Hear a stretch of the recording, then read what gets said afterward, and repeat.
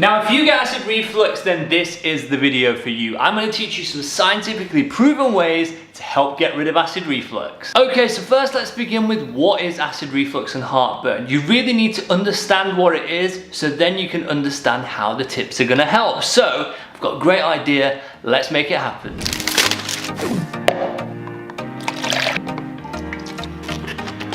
Okay, so here's my masterpiece. This is your food pipe. So imagine it going like this. Food goes in, down your food pipe. This is what we call your lower sphincter. So the black tape is your lower sphincter and the balloon is your stomach. Now this lower sphincter is magical because what it is it's a one-way valve. So food and fluids can only go down into your stomach, not upwards. Now sometimes the lower sphincter doesn't close tight enough. This means as your stomach's moving around and churning around, the acid can then move up the esophagus or the food pipe, whatever you want to call it. So this acid can basically lead to acid reflux, and a more chronic version of it is gastroesophageal reflux disease, commonly known as GORD. So it's basically this acid going up the food pipe that's causing that classic symptom which we all know so well, called heartburn. So heartburn is a symptom of acid reflux or GORD.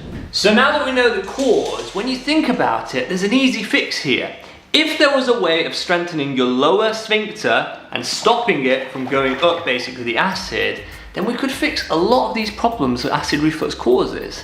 I like your thinking. Now let's learn how we do it. Okay, so moving on to tip number 1, caffeine, drinking alcohol and smoking. All of these make the lower sphincter not work properly, so it's not getting as tight and it's not preventing the acid from coming up. So here's your first solution. If you do smoke, if you do drink more than 14 units of alcohol per week, if you do drink more than 3 to 4 cups of coffee every single day, you need to stop or cut down. Now I know I'm being really blunt about it, but what it's gonna do is it's gonna help tighten that sphincter and it's gonna stop the acid from going up and causing heartburn and all those symptoms that you're getting, okay? Okay, so moving on to tip number 2. If you're someone whose acid reflux gets worse when you lay down, basically this is happening. So what we're gonna do is we're gonna use gravity to help get the acid down into the stomach where it should be. Simple but effective trick. So here's what you need to do for tip number 2. Raise the top of your bed by about 10 to 20 centimeters, okay? This isn't 10 to 20 centimeters, but you get the point.